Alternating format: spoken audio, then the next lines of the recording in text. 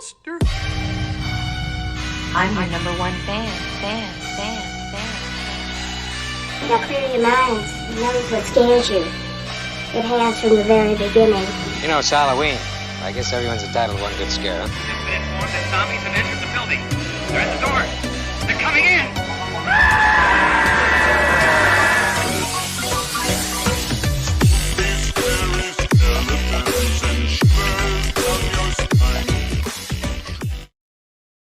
Hey everyone, and welcome back to another episode of the Midnight Monster Corner podcast. I'm your host as always, Corey, and alongside me is my good pal Tony. What's going on, brother? Not much, Corey. How you been, brother? Doing good. I'm excited, man. We're kicking October off. We're officially in October. Hell yeah, we have made it.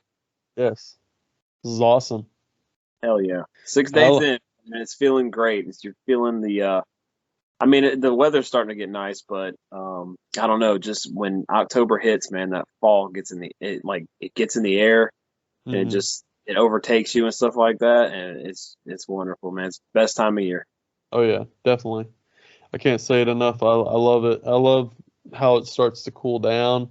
Oh yeah, 80s become the new hot, so it's no longer 100-degree weather here in South Carolina. It's starting to get pretty. I started noticing the other day, like leaves are laying on the ground already. I love that. Yeah. Hands down, my favorite time of the year. Hands down, my favorite time of the year as well. Yeah.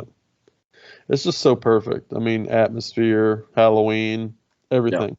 October's awesome. Yep. But yeah, so we got a cool episode. We're gonna start things off by doing basically Halloween themed films throughout the month.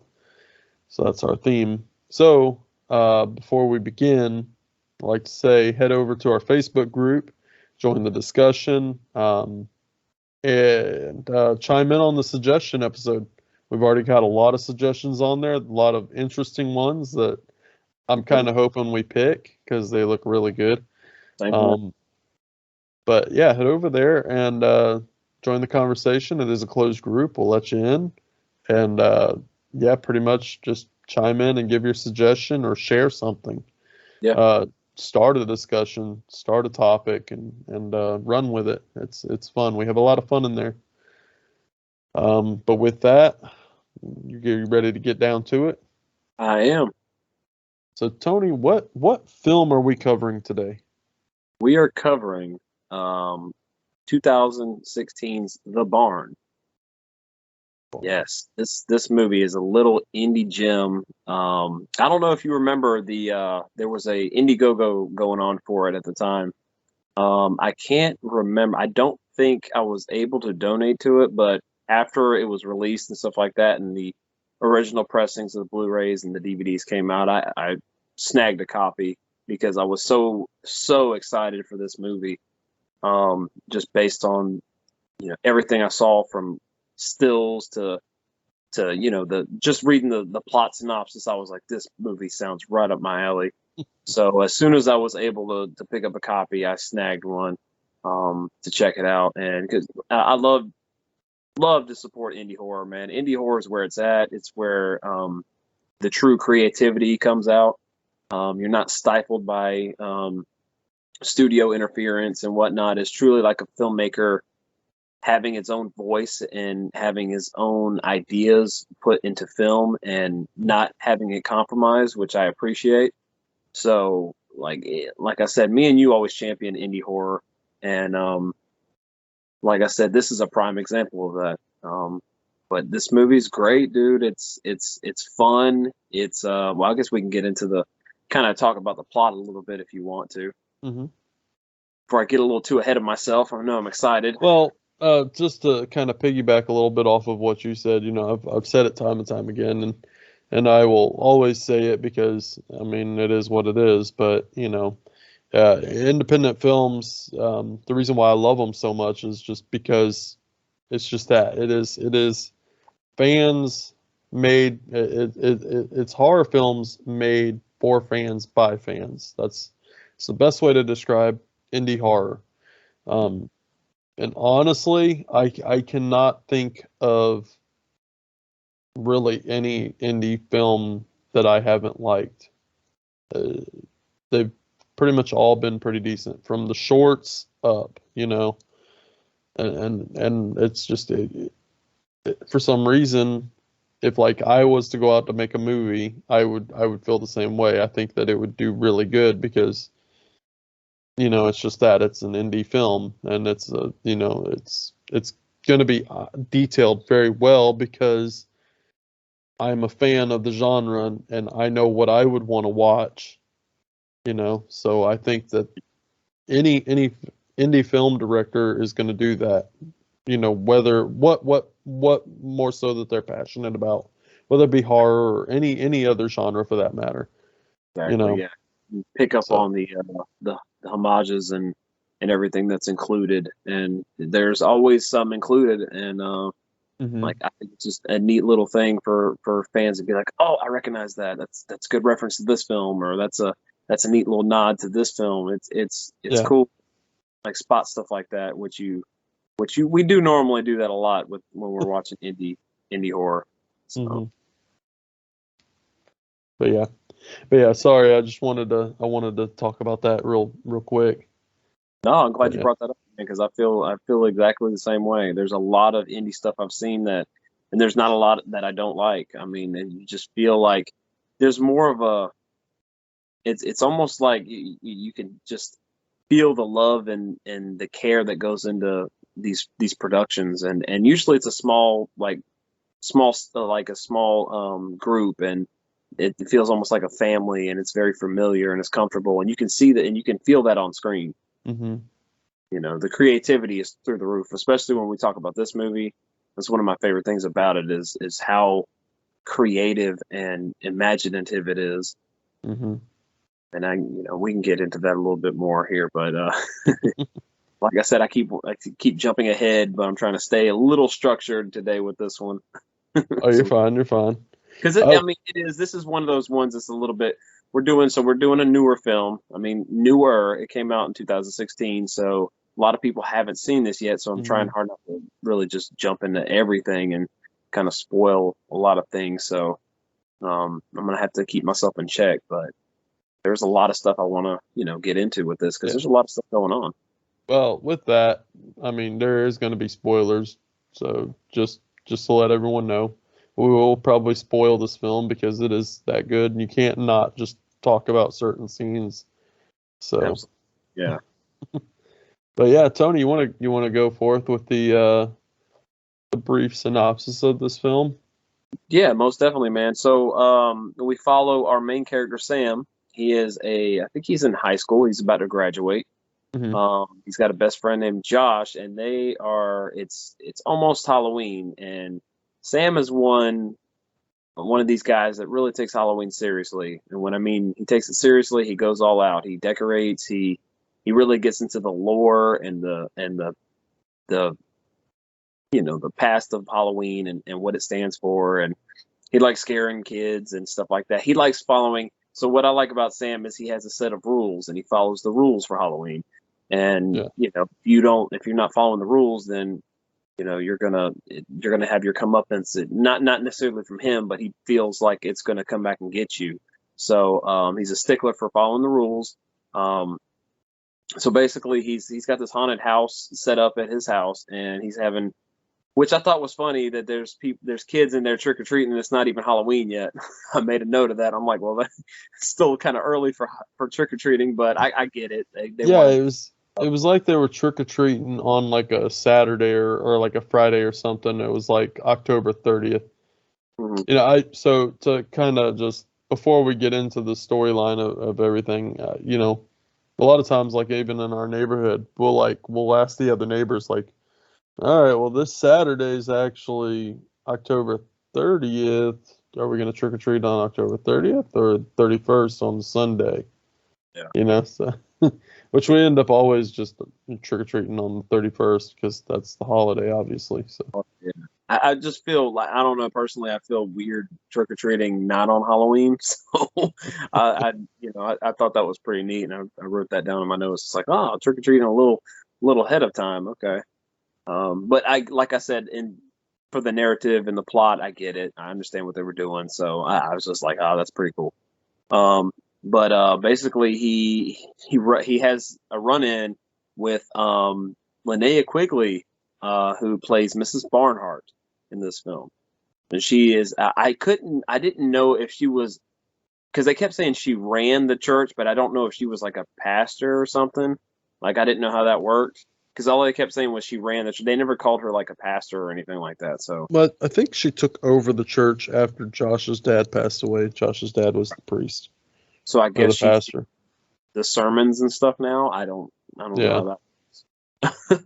But so basically, they live in a small town where like a lot of people are influenced by Mrs. Barnhart and her rules. So she's like, I can, she does not like Halloween. She doesn't like what it stands for. She's very religious. So she's like, hey, I can, you know, basically, I could shut this whole thing down. You guys we're not gonna have another Halloween in this town ever again, because so they play a prank on her and they trick her and they scare her and stuff like that. So she kind of takes it personally. And Sam gets in trouble. So, to compromise with his dad, who says, hey, after Halloween, you're grounded, man. Like, it's time to snap into reality and grow up a little bit. So he tasks Sam to go around and collect like cans for a can drive, for a food drive that's headed up by the church. And he figures out a way with his buddy Josh to basically go to another town, because there's a band that they want to see play on Halloween. So he's like, well, this is our last go before we have to, pretty much pack it in and grow up and graduate and stuff like that. So let's just go out with a bang and have fun this Halloween. And it's hard that I'm going to be grounded after with the fact, but tonight let's just go out and have fun. So he sets up with his friend Josh an elaborate plan to go to another town and go trick-or-treating and see this band play, which I don't know. I guess they're playing in the town that they're in. I never really could tell. Yeah, I don't know. I think from what I understand is basically they were going to play a live show, and they were from that town. Yeah. But I don't think they were from the what was that town called?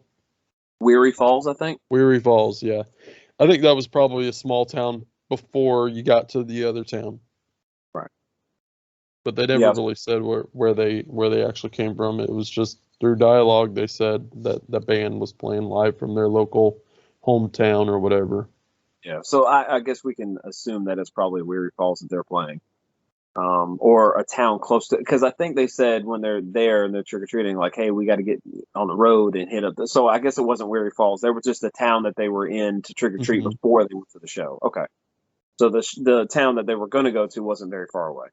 So I think that's curious that they stopped in here to go trick-or-treating and not at the other town, which for the narrative, of course, again, it makes sense, because there's a barn in this town, and it has a local legend where if you trick or treat there, you'll unleash a horde of basically they're three demons, but they take up the mantle of these characters. One's called the Miner, one's called Candy Corn Scarecrow, and the other is Hollow Jack.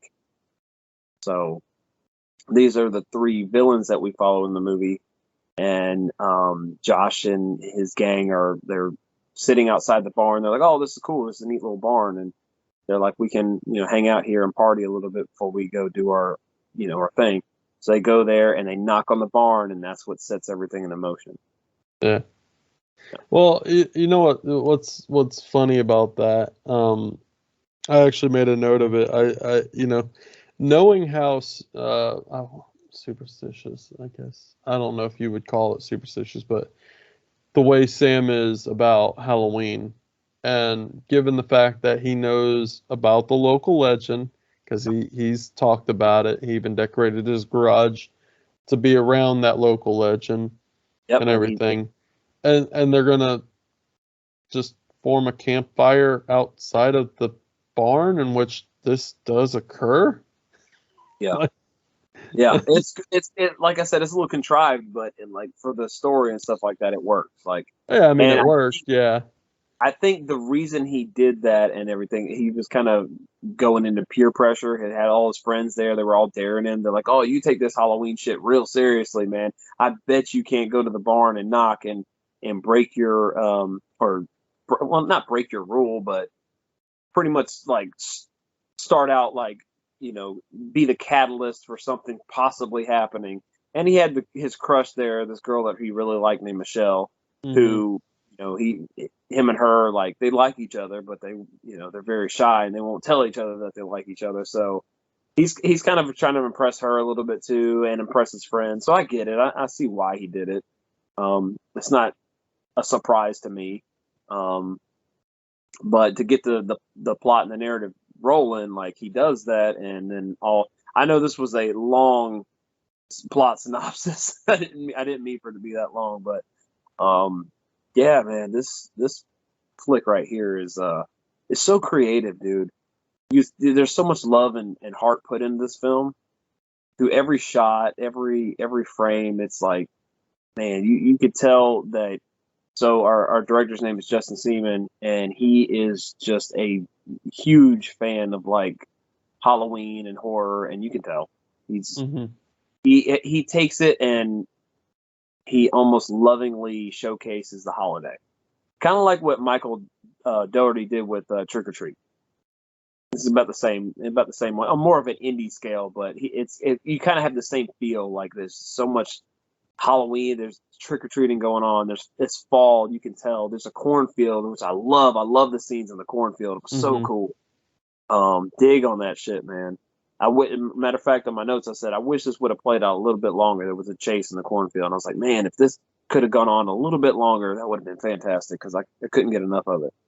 But yeah, there's just so much Halloween festivity in appreciation and love that you just, like I said, this is a perfect film to watch around this time of year. Really gets you involved in the holiday. It really is. Yeah, just even the shots, I found myself going, you know what? It's October. I mean, it captured the essence of Halloween. Oh, perfectly, yeah. In this film, yeah, it really did. Oh, the atmosphere was so amazing in this movie. It's definitely one of my big checks on my list of, like, things I loved about this movie is the lore, the character lore, and the all this, like, the background stuff that they build up with these three characters. I love that stuff, man. So creative. So we have with our three villains, the miner who's in charge of digging a tunnel to hell, so that they can, present their treats, which is like human flesh, essentially, the devil. And I love how each one of them has their own specific job. Like Candy Corn Scarecrow is the protector of the harvest, so he protects the flesh, the treats, and Hallowed Jack is the watcher.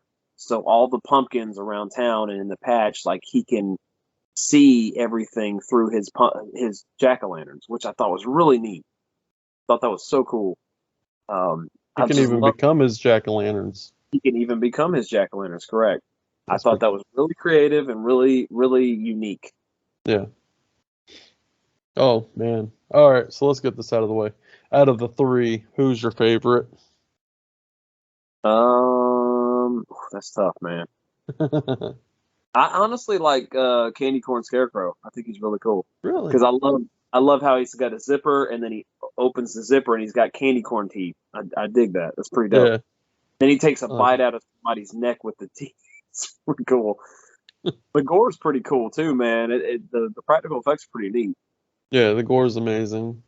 I would have to say probably Hallowed Jack is my favorite. Yeah, I like Hallowed Jack too. I'm big. I like kind of what they said that he can do. He could supposedly hollow your head out and make a jack-o'-lantern out of your head, and he does. That's so cool. Yeah, it's like foreshadowing almost. Yeah, that's so cool. What's funny is the character that says, "That's not even possible. You can't do that." That's what ends up happening to it. I was like, that's good foreshadowing. Yeah, it was really good. I love that. Absolutely, dude. Yeah, so let's talk about that opener, man. Oh, yes, please do. Yeah. The theme, the song, the music. Yeah. Another like bright spot of this film. The music Mhm. is so good. Really, really good. Yeah. I couldn't this is actually a second time watch for me.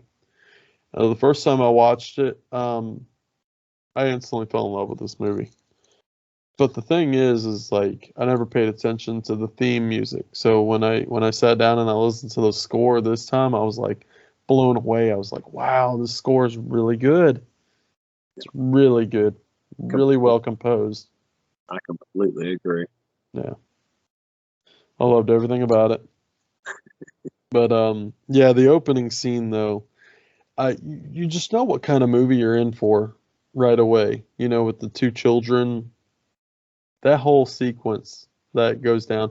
First and foremost, I believe the first time you see the children kind of venturing off, so they go to what is it? The first annual holiday hoot nanny. Is that what it's called? Hoot nanny. Hootenanny. But the local priest started it and literally told the kids stay away from the barn. You know about the legend. Let's just go and have fun trick or treating and stuff, and just go have a good time. And so you see the kids kind of disperse out of the church, and the two kids, the little boy and the little girl, venture off towards the barn.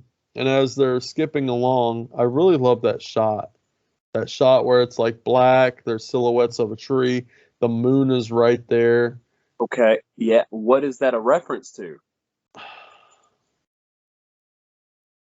I'm at a loss. Halloween 3, man. They do 2 Halloween 3 references in this movie You're with those right. shots. You're Yep. right. Directly from Halloween 3. I didn't think about that, but yeah, you're right. Yep. And even when it comes to, so Josh, Sam, and Michelle are wearing kind of similar masks and costumes to the 3 trick-or-treaters from Halloween 3. Because Michelle's like a witch. Sam is like a skeleton. And, well, they don't have the pumpkin, but Josh is like a devil. But he's So, like an orangish color. right. Yeah. They're vaguely similar to all 3 of the famous trick or treat, the silver shamrock masks. So I can see that. yeah, that was definitely an homage to Halloween 3. I wrote that down. I was like, yeah, that's pretty blatant. I love it. But yeah, I just love that shot. The moon Shot. behind them and everything, and they're skipping, and the silhouettes of the trees and stuff. I was like, wow, that's awesome. That really set the tone for me, right there. And then when they knock on the door of the barn, and the little girl knocks on the door of the barn, and the miner just pickaxe right through the head. I mean, of a child, and I was like, okay, that's what kind of movie we're watching. Don't expect it. Like, you really don't. You're like, okay, I don't know where this is going. Oh, we're going there. Okay. Wow. Yeah. You It's like, don't well, expect things just got dark really fast. Yes. But so she, given that character, she is a little bit more assertive and a little bit more. She likes to live dangerously. Versus her friend, who's very timid, and he's like, "Oh, we shouldn't be going there. There's a legend. I don't trust it. We should go back. We should head back." And she's like, "No, let's go test out the legend. Let's go test it out and see for ourselves what happens." And she got more than she bargained for. Yeah, I'd say. Yeah. But yeah, so what did you think about the illustration? Like when the opening credits happened, like the artwork and the illustrations that were popping up, man. Oh Wasn't God, that cool? I loved it. I loved Yeah. it. Which I will say, so we've got different versions of the film. Yeah. Oh, let me see. And I'm gonna, because mine kind of look like those illustrations a little bit. So, but mine's the the horror pack exclusive. Right. And this is, I mean, this is a gem right here. This is one of the reasons why I went with horror pack. And if you're listening or you're watching for the first time and you don't know what horror pack is, it's just a company monthly subscription. I subscribe yearly, and they send you 4 films a month, and this was one of them. And I was quite surprised that I got this, and quite happy actually. Right. That's a really good like inclusion for the horror pack. Like that they actually took this indie film and put it in there. Like especially this one. Which here I'll show really quick.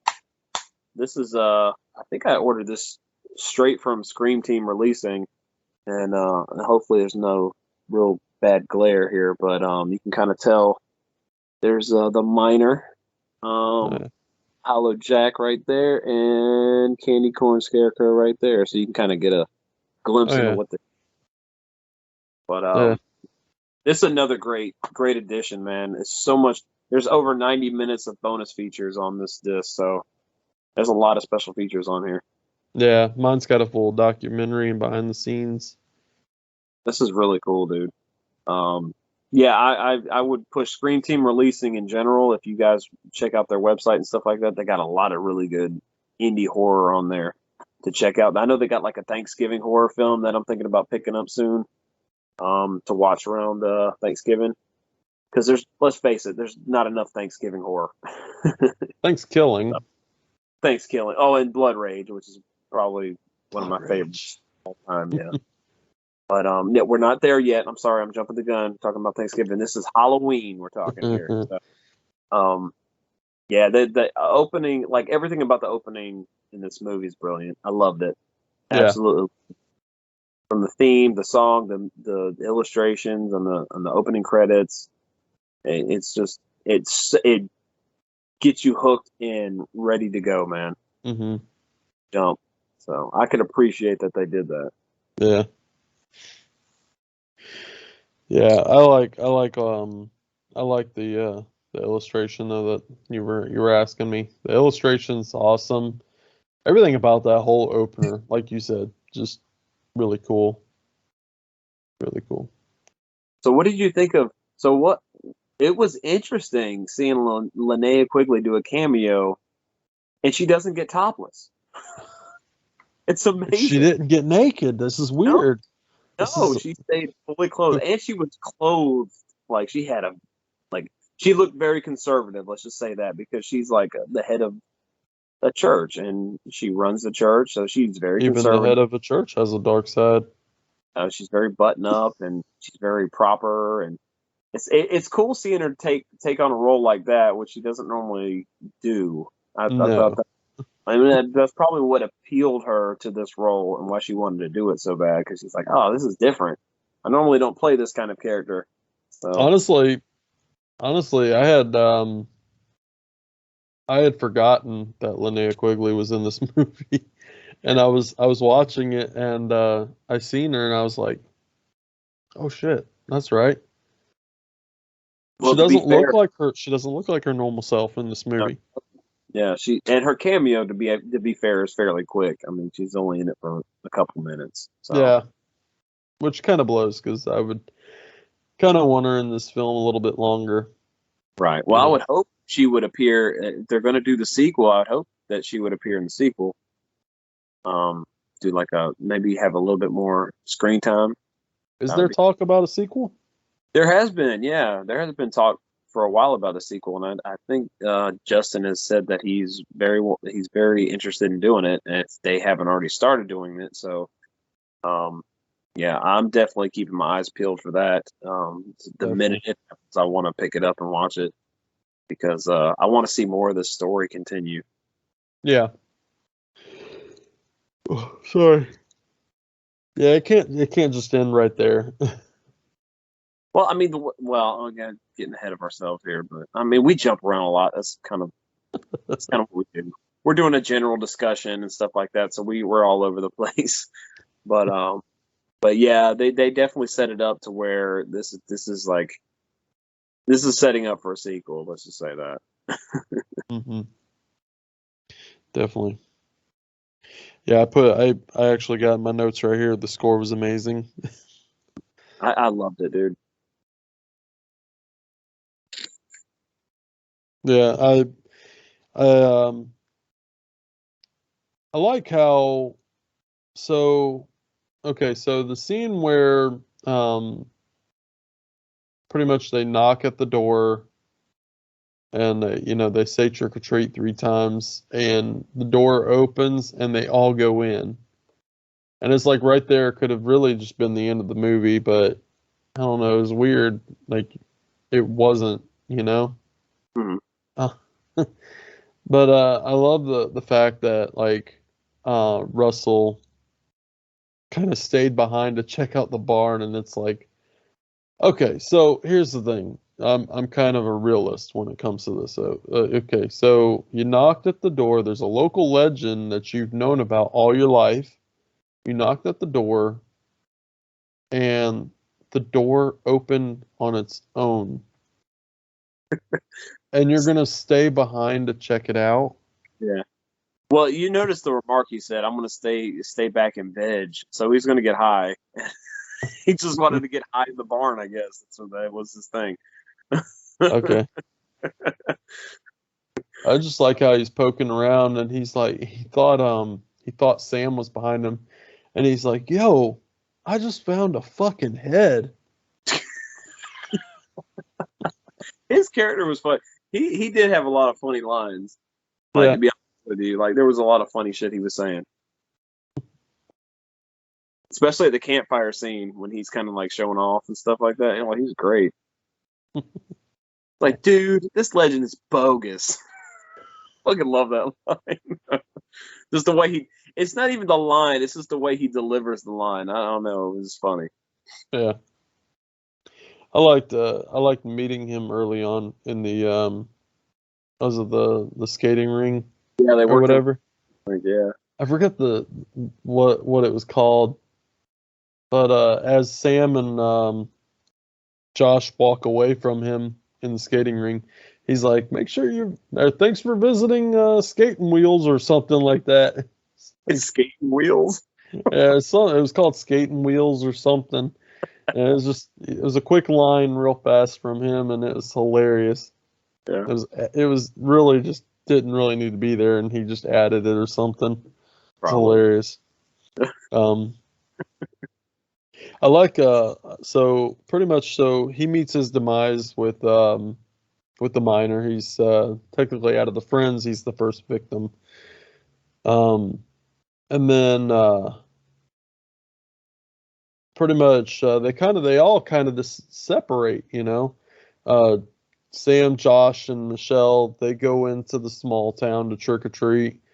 Um, what's his name? Chris and Nikki. Nikki, yeah. They go get busy in the cornfield. Right. Yeah, because they had to set up like a tent and whole setup by the cornfield. Yeah. And he would try to make it like romantic for her and stuff like that. Because they were about to get busy before they were interrupted by Sam and Josh and everybody. And I guess they took some time alone. Yeah, it's typical cliche horror stuff, like horror characters getting, we're not completely oblivious to that. We know how the setup goes. Yeah. So yeah, it's really just a way to separate the characters to get that body count going, Mhm. and it works. Yeah. And watching her get her arm lopped off, that was pretty crazy. That was insane. It was That was insane. insane. Yeah. Yeah. That's funny. It was unexpected too. Yeah.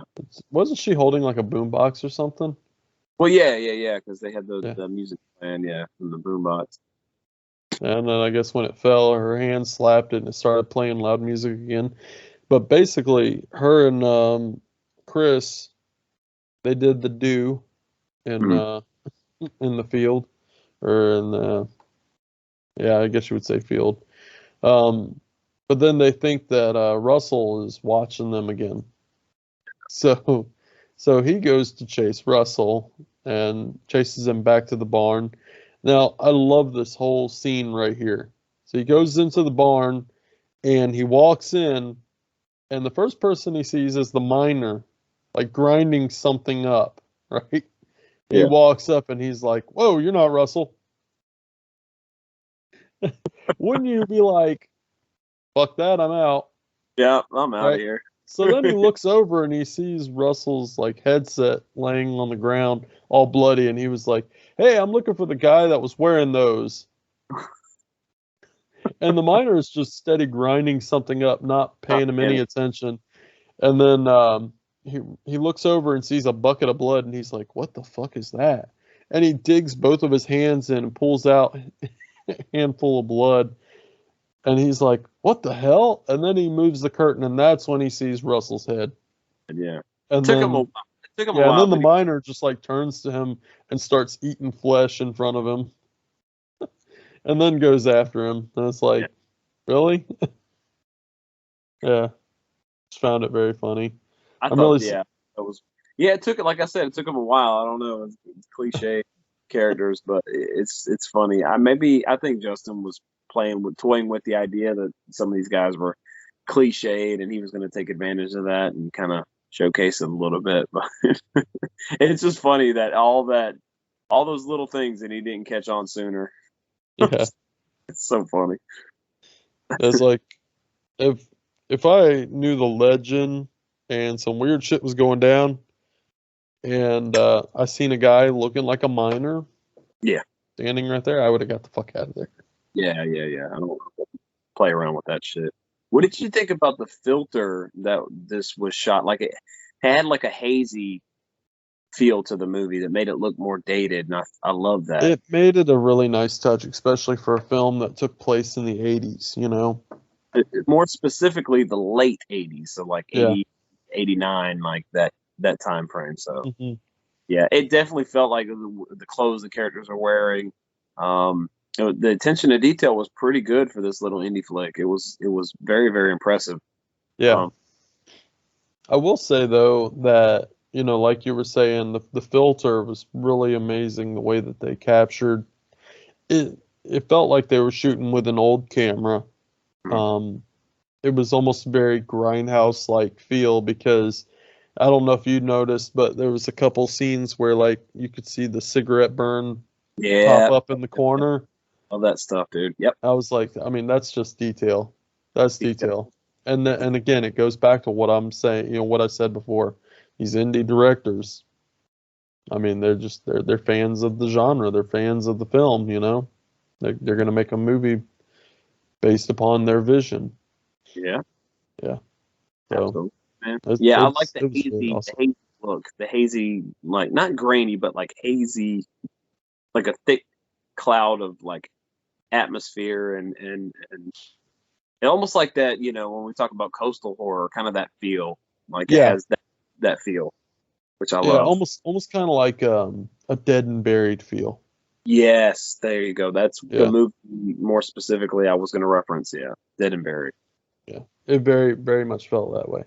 There's nothing to me that I like more than when a film captures that look and that feel.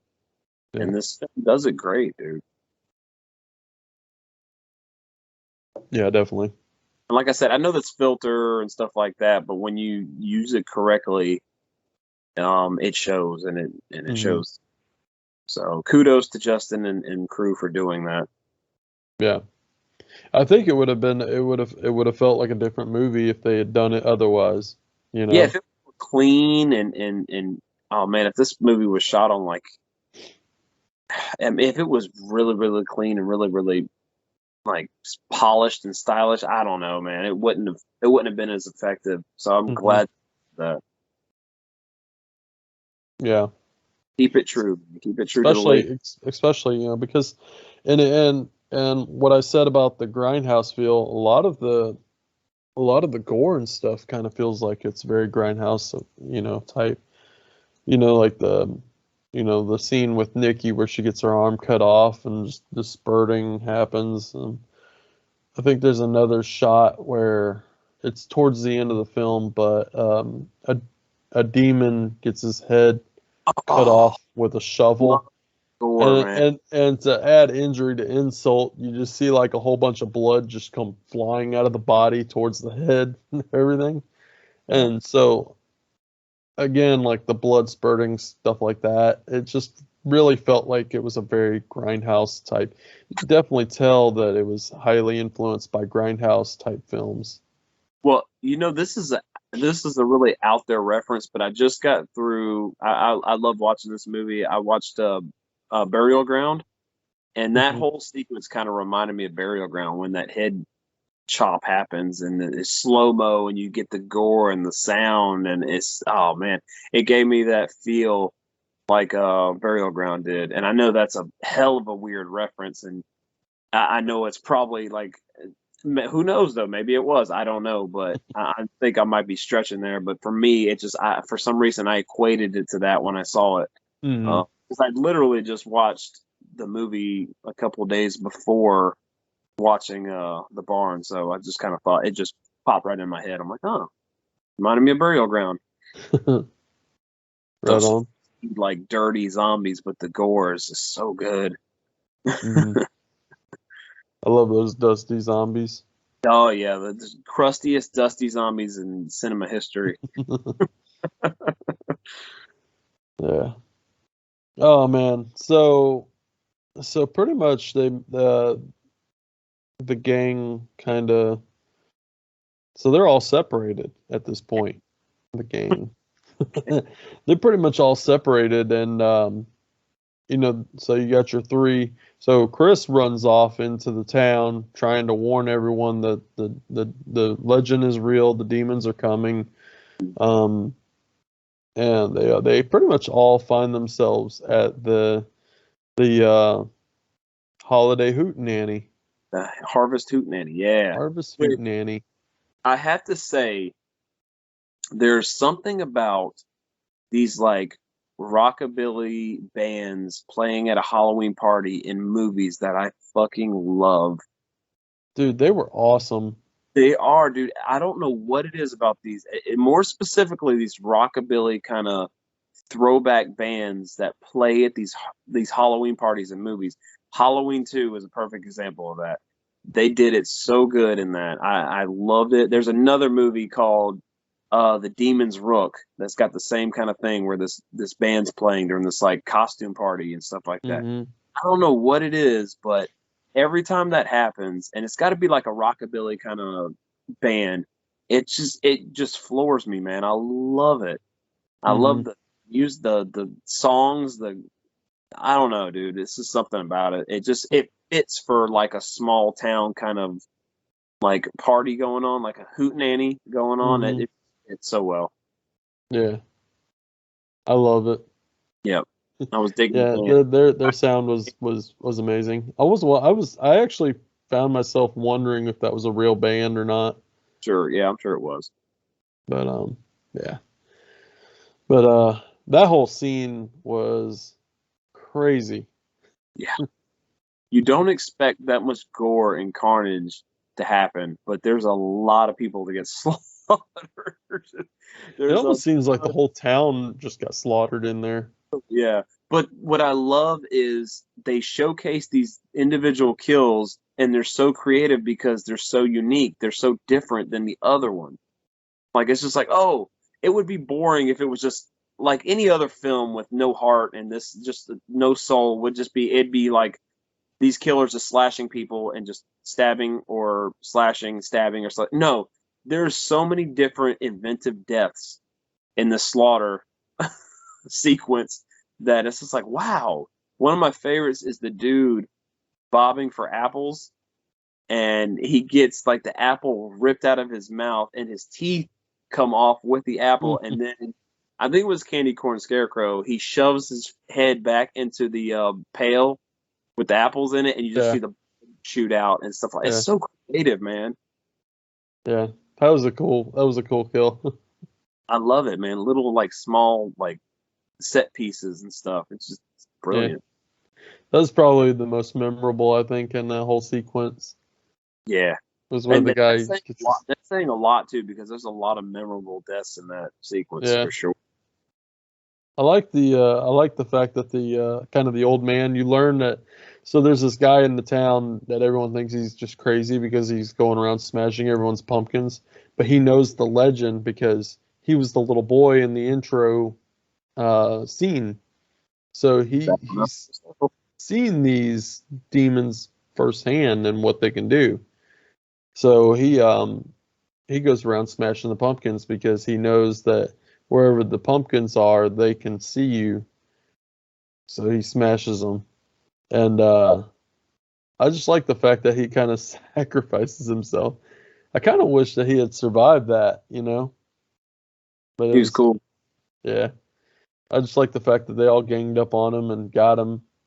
What I really liked was there was something that happened in that movie or in that sequence. So while Michelle, Josh, and Sam were trick or treating, um, the miner walks past them and snags Sam's bag of canned goods or whatever. And so when he actually confronts the miner in the Hoot Nanny, what I thought was really neat was if you paid close attention, it almost was like he wasn't going to attack Sam because Sam was wearing a mask at the time. Yep. Yep. And I'm glad you brought that up because there's a scene where Sam and Josh are talking to, I can't remember the character's name. It's the old guy that's warning everybody about the legend and this and that because he was a little kid. Well, there's a moment where Sam's like, you know, he tells them like, yeah, that's when he tells them that he saw his best friend get killed, and that was a reference to the beginning with the little girl getting killed when she knocked on the door. And Sam's asked him point blank, well, why didn't they attack you? And he's like, I don't know. It's like they didn't see me or something. And it was because he was a ghost and he was wearing a mask. Mm-hmm. So I'm like, okay. So yeah, it's following the rules that they set up where they can't see you necessarily unless you are, you know, or if you're wearing a mask and stuff like that, you can kind of get away. But yeah, because there was hesitation when he was because he was being very aggressive, and the miner and Candy Corn Scarecrow and Hollow Jack were slaughtering everybody. But Sam came up to him, excuse me. Sam came up to him and was aggressive with him, like, I need my shit back. And he tried to, you know, basically like snatch it back from him. Yeah. And there was tension there with the miner where he didn't necessarily kill him. He just like pushed him down with his weapon and stuff like, oh, okay. That's pretty interesting. Little interesting take that they took. Yeah. I thought that was really interesting. Yeah. So kind of if you're dressed up, then you won't get attacked by them. So the only thing I was confused about was, so when they got to Weary Falls, there was this little old lady. Well, she wasn't a little old lady. She was like a middle-aged lady, and she was like passing out candy to everybody, and she was being very festive for the holidays and stuff like that. She seemed to be following all the rules and everything that Halloween stood for. I was wondering why they killed her because she didn't really even do anything. Yeah. I don't know why they killed her. Yeah, And there was another person they killed. They actually what was it? Was it Hello Jack? Shoved her hand into a pumpkin and her hand got bit off by the pumpkin. Oh yeah, the girl that was on her porch or something. Yeah. Yeah. So I didn't understand that death either. Yeah. I guess the more the merrier. Yeah, there was a couple of them. I was like, what? Well, I mean, the deaths are cool and all, but you just you don't know why it happened to that character in particular. Yeah. So I was kind of confused by that. I didn't know. I didn't know what that was all about. But I tell you, man, this film has all the ingredients you want in a slasher film. It meets them. It's got good, cool mass killers. It's got POV shots. It's got great gore. It's got nudity. Like all the stuff you would expect from a slasher film, like it checks all those boxes. You go down the list, it's boom, gotta check there, gotta check there. I mean, it covers everything. Yeah. So, yeah, it is a slasher film. So I love all the little quick one-liners too, and there there was one I actually wrote down. It was the scene where Sam and Josh dressed up as the bushwhackers. So they have like a garden, like the landscaping company or whatever that they're trying to form, and they're called the bushwhackers. Even though Sam's dad calls them the gardeners from hell. yeah. Which they seem to like that name a little bit more. Oh, Josh has got a nice ring to it. The line is when they dressed up as they put their gear on and they go into the pumpkin patch and they're fucking up all the pumpkins at this point because they realize, so that's where they meet. They find Chris and he's now a jack-o'-lantern. Yeah. Which I love that. That was so cool. That's But probably one of the most creative deaths, man. that happened off camera too. It did, yeah. Yeah. But I get it. It's fine. I like the it's one of those scenes where the aftermath is much more effective. Mm-hmm. You kind of don't. It kind of reminds me of the scene in Terrifier too when that happens to the pizza guy in the pizza shop. Like his face is all hard. And they even do it in Halloween. 2018's Halloween. They did the same thing. There was a moment, there was a little while there where they were doing a lot of that specific gore gag in these horror films. So I don't know. I noticed that. It is creative though.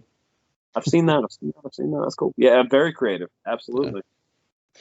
But yeah, so they're in the pumpkin patch. They realize now that the pumpkins can pretty much conjure up Hallow Jack. So they start smashing all the pumpkins, and I guess they thought they got done, and Hallow Jack is behind them, and they end up fighting Hallow Jack back. They get him on the ground. They spray him with the weed killer, and of course he's like turning into this giant mushy mess and stuff. And I love the line right here where it says where Sam says, "Josh, light up the M80s. Let's make some pumpkin pie." Yes, I wrote that down too. Yeah. Such a cool one-liner. I love it. And then they blew up his face. He did. Exploded his face. Yeah, that was cool too. Seeing like the creature design almost with his face, and it was kind of melting and oh man, so good. Mm-hmm. Love that effect in particular. Very effective. Yeah. So they make their way to the barn because now they what do they do? They notice that there was some cloaked men going into the barn, which is demons, right? Yeah. So they were demons. Yeah. But the preacher was in there. Right. The town. That kind of confused me too. I got confused too because it was the exact same preacher from the beginning all those years earlier, and he looked the exact same. So I'm like, did this guy make a deal with the devil? Is he immortal? What's going on here? I'm confused. Maybe if they make a sequel, because he didn't. Did he die? Yeah. Yeah. Well, it's alluded that he died. I don't know definitively. I mean, it seemed like he did. I don't know. They could bring him back. I mean, if they wanted to, but it definitely kind of left it ambiguous. Kind of maybe. I mean, he looked dead, but who knows? Stranger things have happened. Well, he you see his hand fall down, and knock down candles. Yeah. So, but yeah, so they make their way pretty much. They fight off the demons. free Michelle because Michelle was being held captive in there Yeah, because she was going to be sacrificed. going to be sacrificed, right? So, and the other thing that kind of got to me was so Josh blessed the uh weed killer. Is that what Yeah. he did? Yes. And I wrote that down in my notes. It's like, okay, well, his dad was pastor, so it's not really a stretch. I can see that. Like Hmm. it didn't really. I wasn't deterred by that decision. Like I said, that being the case, they set it up. If they wouldn't have set that up to where his dad was a pastor and he just started doing that, I was like, what the fuck? Where? Why is this happening? Yeah. But since they set that up in the beginning, it kind of came back tenfold in the climax. He actually blessed over the weed killer and then sprayed him. Which is interesting. That's not something you see very often. Mhm. So pretty much they make their way down to the basement. Michelle makes her getaway to go get help. And the two fellas, they go down to fight off the rest of the demons and basically bless what would you say, the offerings. Yeah, because that was the treats for the devil. They slaughtered all those people at the town pretty much in the Mhm. at the hootenanny. So they gathered up all their body parts and stuff like that, and that was going to be the offering, the treats, so to speak. Yeah. I was a little disappointed with the way uh I guess you would say the opening to hell looked. It just looked like a well Yeah, in a basement. yeah, I was like, oh, like they couldn't have made that look jagged and rugged, yeah. like something, but it literally just looked like a well. Right. Yeah, it would make more sense to kind of make it not look like a well, considering that the miner is actually digging his way, digging a tunnel to hell. So Hmm. you would expect it to kind of look more like a dug tunnel instead of a well, but it is what it is.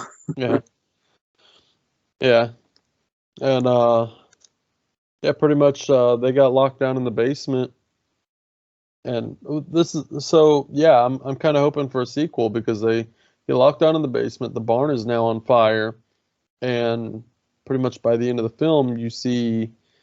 Uh, I guess that would be the devil's hand or arm pop out of the ground. Yeah, and then it does a freeze frame, which is cool because they're about to attack, and there's freeze frame, and then the credits roll and the music plays. I'm like, oh, okay, that's set up for Yeah, a scene, no doubt.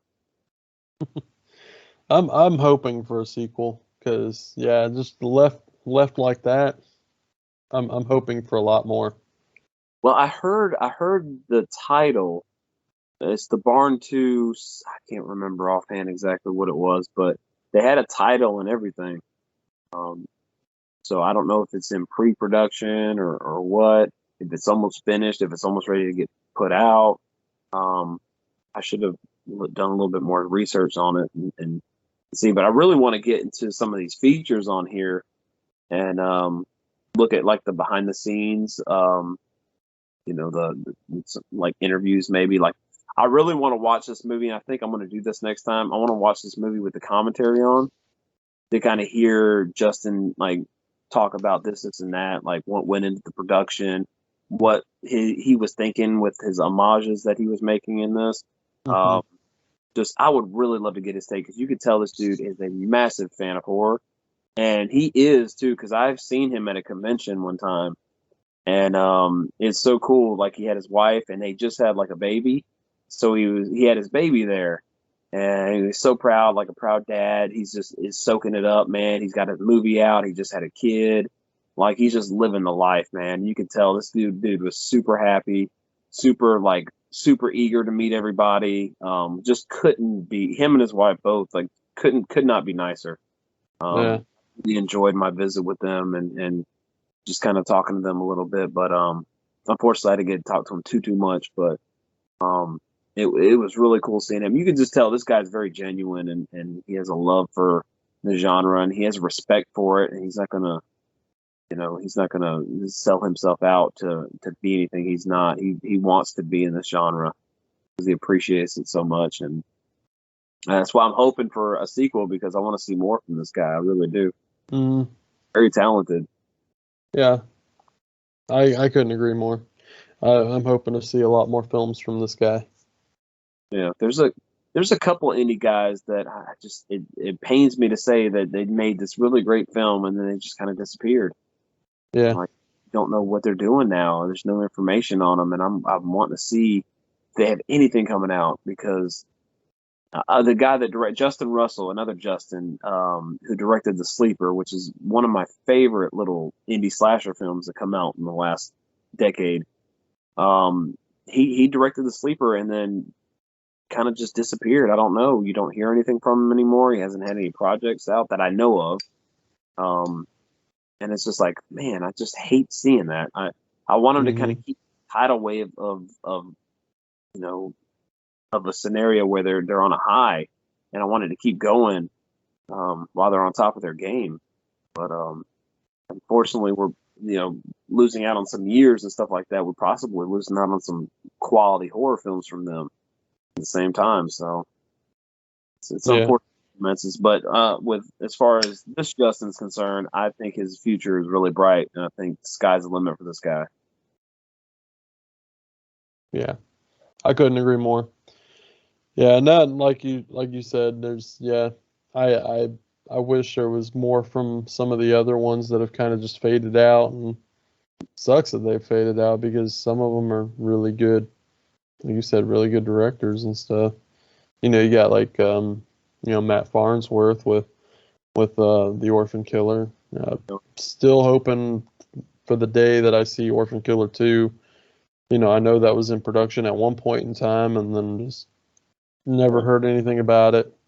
Yeah, I even heard that Buddy Cooper was going to come out with Mutilator 2. And I even contacted Buddy Cooper and asked him about it, and he was like, "Yeah, be expecting it 2021, June or July." And June or July came and went, and that was the last I heard about it. Well, I remember when we went to Mad Monster and we ran into Buddy, and he was talking about doing a sequel even then. Mm. When we were kind of, shooting the shit with him, talking with him, and he signed our stuff, and he's like, "Yeah, be on the lookout. There's a sequel coming." Like, it's on the horizon. So, we were both like thrilled. We're like, "Yeah, man, that's awesome." But Well, I think it was a big eye opener for him because here he was, Arrow had just put the Mutilator out, and then all of a sudden he was doing a convention, and people were like flooding his table, and it's like, I think it was a big eye opener for him, because he actually did make a decent film. oh yeah, I love that. Yeah, fun movie, The Mutilator. It's one of those underrated, and it was underrated for the longest time because, like I said, unfortunately, no one saw it really until Arrow put it out, and now people are finally getting eyes on it and can watch it. It's getting more an appreciation and love that it's through the years because of the limited, availability. So. I think before Arrow put it out, wasn't it? It was just a VHS release, right? Yeah, it was a VHS release only. Yeah, so it went from that to Blu-ray. And there was different cuts too. There was like the Nightmare in Shadow Woods cut that was a lot of the gore and stuff was cut out, and it was almost like a made-for-TV version where they could play Steve. So yeah, that's what I love about that edition. It comes with two different cuts of the film, all these bells and whistles, and really, really neat stuff. But I'm sorry, I'm getting ahead of myself. We're talking about a different movie now completely. But no, to go back to what we were talking about. He's like I said, he's just a guy I want to see more from. I can't wait to see.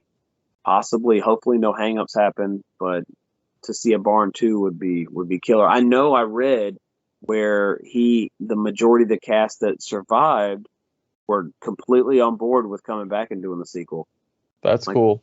No convincing on Justin's part to get them to come back. They were all willing and ready to go. So that's really neat. That just goes to show you how much fun it was probably be working with him and how they were so gung ho to do it again. So fingers crossed on it, man. I'm definitely going to be looking forward to it if it happens. Yeah, definitely. Well, you ready to jump into some ratings? Sure. Yeah. Hmm? So what'd you rate this thing? So talking with you, there was, I forgot to mention, there was a Friday the 13th Part 4 reference in there too, and a Friday Part 1 reference in the movie. There's a lot of references I jotted down in this movie. Almost completely forgot about talking about. But no, dude, this movie, like I said, I'm a slasher purist. I love them. You love them. We're both slasher junkies. This movie's a great slasher film with like a Halloween motif. Like it falls on the holiday.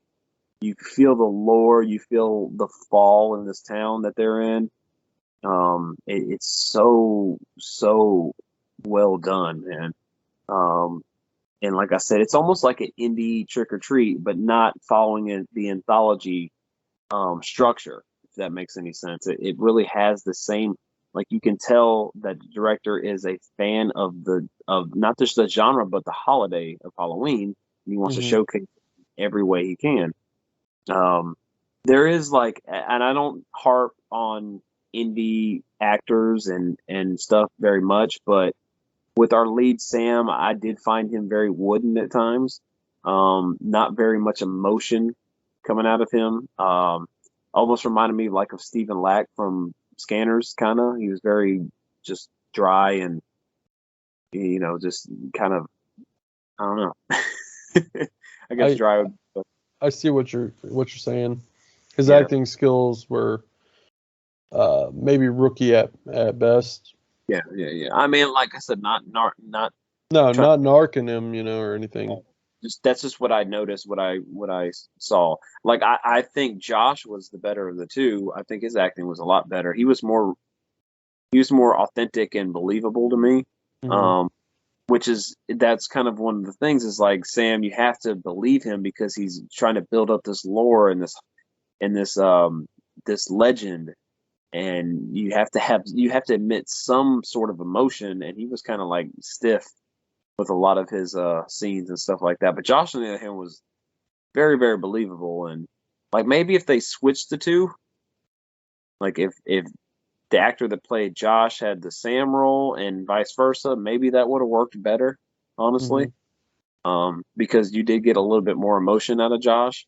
So, and I think there was a couple moments where like when Barnhart brought up Josh's dad and said, "Oh, if your dad was here still, he would be running this town so much better, and you wouldn't be doing all this and this and that." So you could tell that kind of hit him, and it was an emotional thing for him and a dig because he was still kind of dealing with the loss of his father. So there were scenes in the movie where it played on him being more emotional in his scenes, but I don't know, man. I think maybe if you switch those two around, maybe it would have worked a little bit better. I don't know. But like I said, I'm not harping on that much, though. Not to take away from the movie itself. This movie's great. I really love it. It's one of those staple movies for me. I watch around October every year now. It found its way into that spot now with Halloween and Trick or Treat and all these movies that really celebrate Halloween, the season of the holiday. So I originally gave it a 4, but actually I'm going to bump my rating up to a 4.5. Wow. I really like this movie, man. It's a great indie flick. You don't get much better than this when it comes to indie horror. This has got a lot of creativity, a lot of heart, and that goes miles for me, and that takes precedent for me. So okay, right on. Yeah, I see what you're saying about Sam, but I kind of want to pick your brain a little bit before I go into my rating. So okay. I see what you're saying about Sam and how he's very stiff at times with his acting skills. I think he really comes out of his shell, though, in the third act. I would agree with that. I think in the climax of the film, just the barn scene alone, I think his acting skills have improved. So it's almost like you're on a journey with him throughout this entire film, and maybe that was what he was bringing to the table as an actor, was here's this character Sam, and it could have been a decision all based upon him and how he perceived Sam to be. Um, but I took it as, like you said, his acting skills are very stiff and at Right. times kind of just plain and kind of Kind almost yeah. rookie-ish in a sense. And like I said, I don't like harping on indie actors and stuff like that. No. I'm not big on that. And like I said, they're giving their all to this production. I know they are. They're not getting paid at all, really. It's almost like a passion thing for them. So I would assume, based on that, like, I don't know how that casting worked, and Yeah. Well, and you also got to remember that a lot of these indie films too are just honestly like friends yeah, willing to be a part of the film. So I mean, he might not even be an actor at all, and totally. did this for his friend essentially. Um, but yeah, with that, I think that he came out of his shell a little bit towards the end of the film. Yeah. Well, And I don't know how they actually filmed the film, what shots they filmed first and stuff like that, but how it was structured, yeah, they shot. but it did seem like he was very stiff in the beginning and kind of came out of his shell towards the end. But other than that, just between the banter of the friends and stuff, I really dug that. I love the storyline. It's good. The villains are so cool. Everything. I see them becoming a little bit more iconic. If this movie gains steam and more love, like, maybe it's not we're obviously not there yet, but they're so creative and they're so cool, unique looking. These killers that I see them almost, I wouldn't say the same sense as Sam from Trick or Treat, but they have like this special feel to them, and I hopefully we get. I know the cool thing about this movie is a lot of merchandise came out for this movie too. So they actually had like an NES style cartridge video game come out for this movie, Really? which is which is really cool. I definitely wanted to get that when it came out. That's just neat. They had a big box, not a big box, but a VHS and stuff like that. Like, they did that route with this indie release. So there's a That lot of would be cool. cool stuff like that. There was a lot of merch at stores, really, to be honest with you. So, like I said, maybe this will gain some licensing or something, and then it'll make its way into like these Spirit Halloweens, or I mean, I'm probably just shooting way out there on that, but to me it would be cool to see these characters actually get some love with some merchandise and stuff. But the characters so cool, the lore so good. I'm sorry, buddy, I didn't mean to cut you off. Please continue. Good. But yeah, I mean, yeah, with that, everything, the atmosphere, the music, everything, I gave it a 4. Solid. I think it's a good solid 4. Yeah. Everything about this film, and like you said, it's definitely going to be one of my watches every Halloween, every October. And I'm so glad that we picked this one to do right in the beginning of the month. Yeah, this is a good one to start the month out, like, to kind of branch out, and for listeners and viewers to kind of see what we're doing with our theme this month. I mean, this movie is very fall, Halloween. Got that theme in in droves, man. It's perfect to start out this month of spooky watches. Definitely. Yeah. But yeah, man. You got anything else you want to add? I don't, man. We covered everything in my notes that I wanted to talk about. I almost forgot. There was a Cannibal Holocaust reference in this too, with the chick on the pole. There was Nikki, yes. Yeah, Nikki. Yeah. I Wow. jotted that down too. I remember thinking about that, and I never wrote it down in my notes. Yeah, I almost forgot. I had my references down, but that was one toward the back because, I mean, it happened toward the end. So That was when I almost missed it and didn't get to shout out, but I'm glad I got a chance to do that. And I think I'm good, man. I think everything else I covered. Cool. Well, you ready to land it? Ready to land it. Let's do it.